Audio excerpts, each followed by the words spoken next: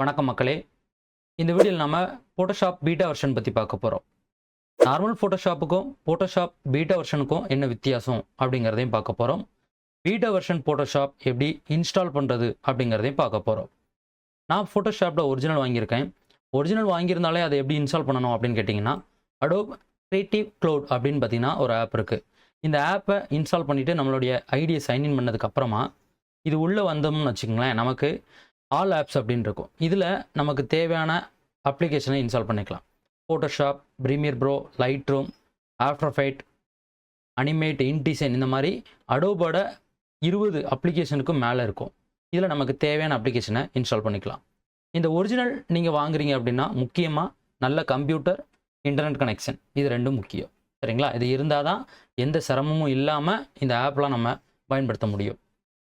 நான் Photoshopல இதில் 2025 இன்ஸ்டால் பண்ணியிருக்கேன். இதோடைய வெர்ஷன் என்ன அப்படின்னு நீங்கள் பார்த்தீங்கன்னா 26.5 அப்படிங்கிறத வெர்ஷன்.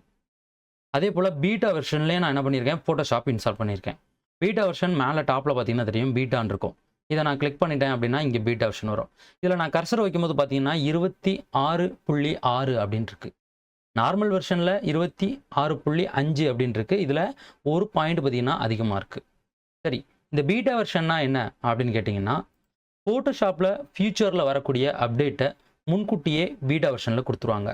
அதை நாம் அந்த Photoshopல அப்டேட் வரதுக்கு முன்னாடியே என்ன பண்ணிக்கலாம் அப்படின்னா, பீட்டா வெர்ஷன் மூலமாக என்னென்ன அப்டேட் வந்திருக்குங்கிறத பயன்படுத்தி தெரிஞ்சுக்க முடியும்.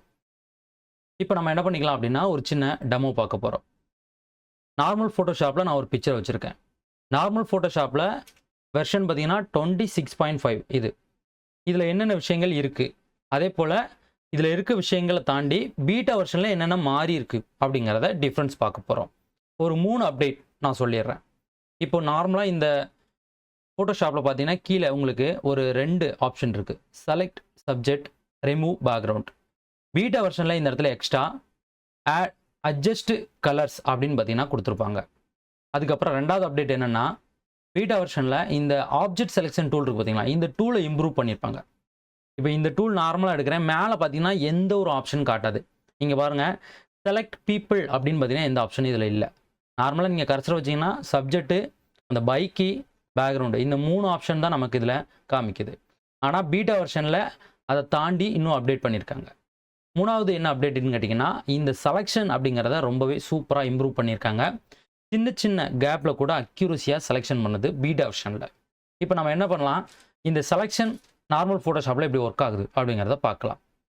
நீங்கள் இந்த செலக்ட் சப்ஜெக்ட் அப்படிங்கிறது இங்கே கீழே கொடுக்கலாம். அப்படி இல்லைன்னா நீங்கள் இந்த மேஜிக் டூலு, அப்படி இல்லைனா இந்த குயிக் செலெக்ஷன் டூல், இந்த டூலை செலக்ட் பண்ணிங்கன்னா டாப்பில் உங்களுக்கு செலக்ட் சப்ஜெக்ட்னு வரும். இதிலே பார்த்தீங்கன்னா 2 ஆப்ஷன் இருக்கும். ஒன்று குயிக் ரிசல்ட், இன்னொன்று cloud DDL result. Quick result அப்படிங்கும்போது உங்களுக்கு அந்த செலெக்ஷன் அப்படிங்கிறது அக்யூரசி ரொம்பவே கம்மியாக இருக்கும்.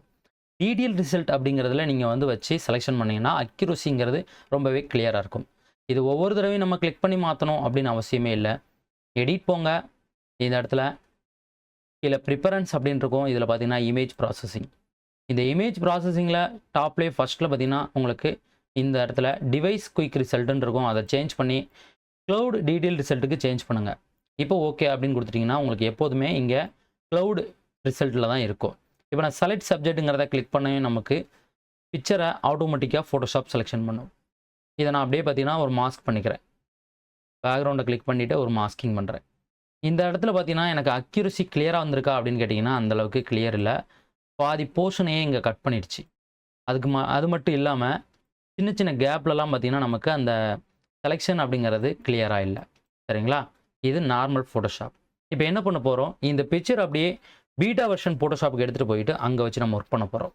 இந்த Photoshopை க்ளோஸ் பண்ணிவிட்டு பீட்டா வெர்ஷன் நான் ஓப்பன் பண்ணிக்கிறேன். இப்போ நான் பீட்டா வெர்ஷன் Photoshopல இந்த பிக்சர் நான் பார்த்தீங்கன்னா ஓப்பன் பண்ணியிருக்கேன். சரிங்களா?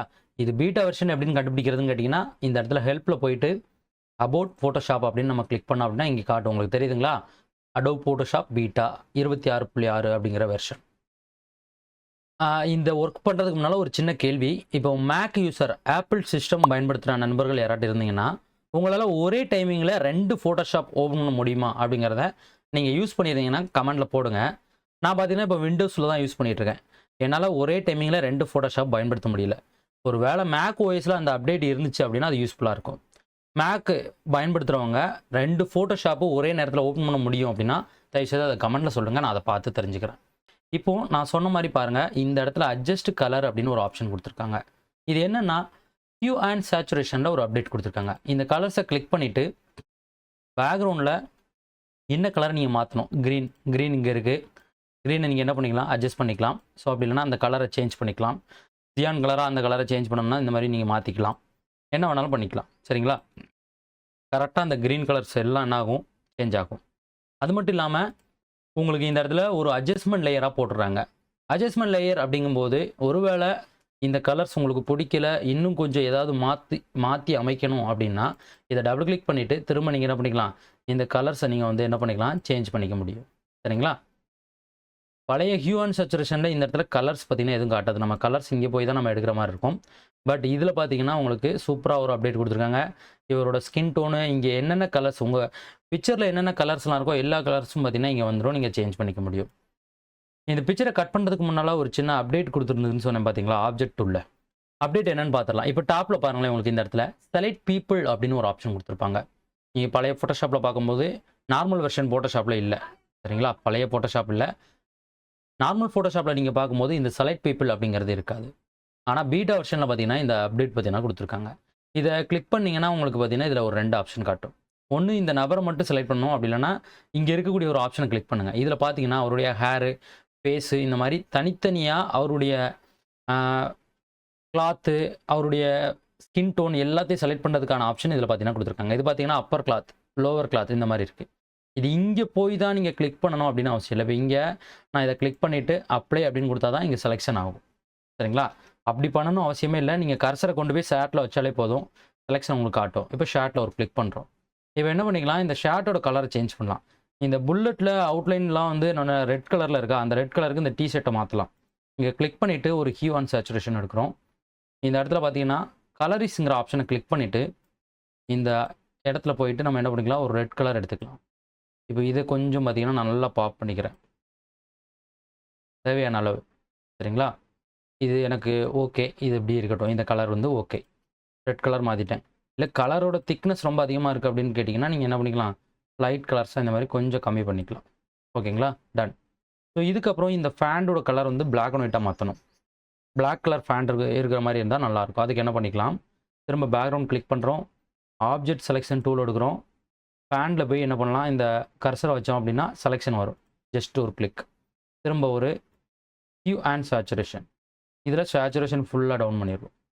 சேச்சுரேஷன் டவுன் பண்ணதுக்கப்புறமும் உங்களுக்கு இந்த கலரோட அந்த திக்னஸ் உங்களுக்கு வந்து கிளியராக இல்லை அப்படின்னா ஒரு கான்ட்ராஸ்ட் ஆட் பண்ணிக்கலாம். இப்போ நான் என்ன பண்ணுறேன், இதில் போயிட்டு ஒரு கர்வ்ஸ் எடுக்கிறேன். கர்வ்ஸ்க்கு நான் என்ன பண்ணுறேன், இங்கே போயிட்டு ஒரு ஸ்ட்ராங் கான்ட்ராஸ்ட் அப்படிங்கிறத ஆட் பண்ணுறேன்.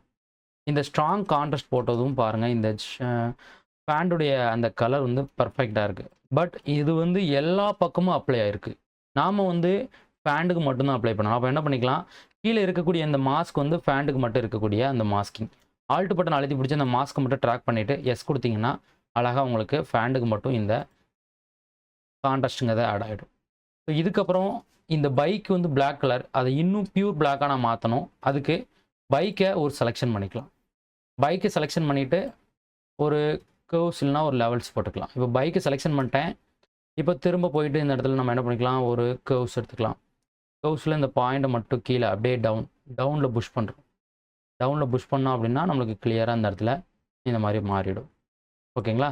இந்த ஷேர்ட்டு வந்து கொஞ்சம் ரொம்ப மந்தமாக இருக்கா, அதுக்கு என்ன பண்ணலாம், ஷேர்ட்டுக்கு ஒரு ரைட் அண்ட் கான்ட்ராஸ்ட் எடுத்துக்கலாம்.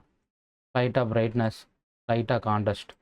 இதுக்கு நம்ம என்ன ஷேர்ட்டோட மாஸ்க் அப்ளை பண்ணி எஸ் கொடுத்துட்டோம் அப்படின்னா ஷேர்ட்டுக்கு வந்து அந்த ரைட் அண்ட் கான்ட்ராஸ்ட் வந்து அழகாக அப்ளை ஆயிரும். இல்லை டார்க் பண்ணனா கூட டார்க் பண்ணனா கொஞ்சம் டார்க் பண்ணனா பண்ணிக்கலாம். ஓகேங்களா? இது உங்கள் தேவையை பொறுத்து. Okay, done. இப்போ பார்த்தீங்கன்னா நம்ம ஓரளவு தேவையான அளவு கரெக்ஷன் பண்ணியிருக்கோம். ஆனால் எதுவுமே நான் வந்து பென் டூலோ இந்த குயிக் செலெக்ஷன் டூலோ வச்சு நான் மார்க் பண்ணி செலெக்ஷன் பண்ணல. எல்லாம் என்ன பண்ணிட்டேன், அட்வான்ஸ்டாக இருக்கக்கூடிய இந்த ஆப்ஜெக்ட் செலெக்ஷன் டூல் எடுத்து நான் என்ன பண்ணுறேன் அப்படின்னா செலெக்ஷன் பண்ணியிருக்கேன். பைக்கு, ஒரு ஃபேண்டு, ஷர்ட்டு, இது எல்லாத்தையும். சரிங்களா? இதுக்கப்புறம் நம்ம என்ன பண்ணலாம் அப்படின்னா இந்த பைக்கு பிக்சரை நம்ம என்ன பண்ண போகிறோம், ஃபுல்லாக கட் பண்ணி எடுக்க போகிறோம். இதை கட் பண்ணுறதுக்கு முன்னால் டாப்பில் இருக்க லேயர் கிளிக் பண்ணிட்டு Ctrl+Shift+Alt+E அப்படின்னு கொடுத்தோம்னா ஒரு லேயர் மெர்ஜ் ஆகி வந்துடும். மெர்ஜ் ஆகி வந்ததுக்கப்புறமா என்ன பண்ணிக்கலாம், இதை கட் பண்ணிக்கலாம். நான் சொன்ன மாதிரி நீங்கள் W டூல் ஏதாவது ஒரு டூல் எடுங்க. டாப்பில் இந்த இடத்துல செலக்ட் சப்ஜெக்ட்னு கேட்கும். சரிங்களா? அதில் க்ளவுட் டிடிஎல் ரிசல்ட் வச்சுக்கோங்க. அதுதான் பெஸ்ட்டாக இருக்கும். இப்போ நம்ம என்ன பண்ணிக்கலாம், செலக்ட் சப்ஜெக்ட் அப்படிங்கிறத கொடுக்கலாம்.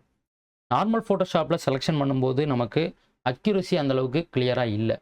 இந்த ஃபோட்டோஷாப் பீட்டா வெர்ஷனில் அந்த அக்யூரசிங்கிறது எப்படி இருக்குது அப்படிங்கிறத நம்ம பார்க்கலாம். இப்போ பார்த்தீங்கன்னா நமக்கு சப்ஜெக்ட் செலக்ட் ஆகிடுச்சு. இதுக்கப்புறம் நம்ம என்ன பண்ணிக்கலாம் அப்படின்னா மாஸ்க் அப்படிங்கிறத கிளிக் பண்ணிக்கலாம். இதுக்கு கீழே ஒரு சாலிட் கலர் அப்ளை பண்ணால் நல்லாயிருக்கும். அதனால் ஒரு சாலிட் கலர் நம்ம என்ன பண்ணிக்கலாம், அப்ளை பண்ணிக்கலாம். இப்போ பார்த்தீங்கன்னா நம்ம பிக்சரை வந்து கட் பண்ணிடுச்சு. நார்மல் ஃபோட்டோஷாப்பில் கட் பண்ணும்போது எந்த அளவுக்கு அக்யூரசி இருந்துச்சு, பீட்டா வெர்ஷனில் கட் பண்ணும்போது எந்த அளவுக்கு அக்யூரசி இருக்குது அப்படிங்கிறத நீங்கள் பார்த்துக்கலாம். இங்கே பார்த்தீங்கன்னா சின்ன சின்ன கேப்பில் கூட நமக்கு கிளியராக என்ன பண்ணுச்சு அப்படின்னா அந்த செலெக்ஷன் அப்படிங்கிறத பர்ஃபெக்டாக நமக்கு கொடுத்துருச்சு. இந்த பிக்சரை பார்த்தீங்கன்னா இப்போ நம்ம கட் பண்ணியாச்சு.